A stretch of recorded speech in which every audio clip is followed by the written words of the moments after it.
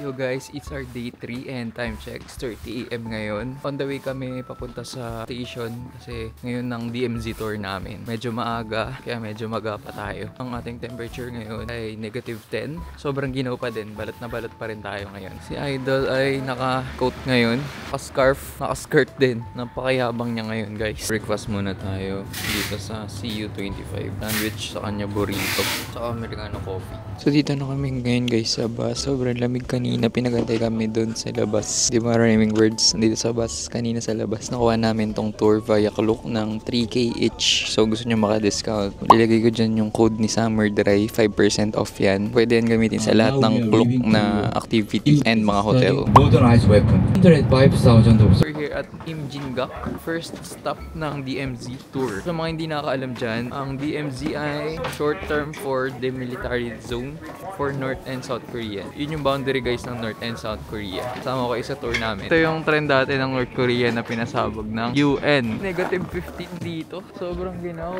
Idol ay naka-coat lang sa -15. Patay na yung kamay ko. Hindi ko na maramdaman. Sobrang ginaw. Mas malamig pa dito kaysa sa Seoul. Nakita nyo dito yung tsura ng snow guys. Close up. Ang ganda. Work of art. Meron ditong statue ng mga comfort women. Sobrang ginaw talaga. Hindi ko na maramdaman yung paa ko gano'n kaginaw dito. Ako naka-double thermal.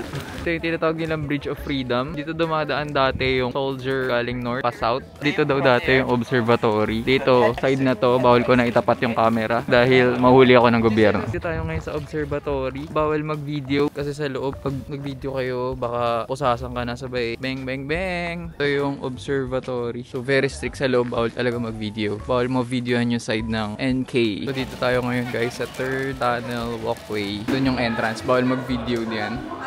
So, dito kami pumasok kanina and doon yung dulo. Unfortunately, bawal mag-video sa loob so hindi ko kayo matutour doon. Meron dito mga restaurant sa taas kaya lang mga ano lang eh. Kailangan mabilisan din ngayon. Onigiri, corn dog, ramen si Idol.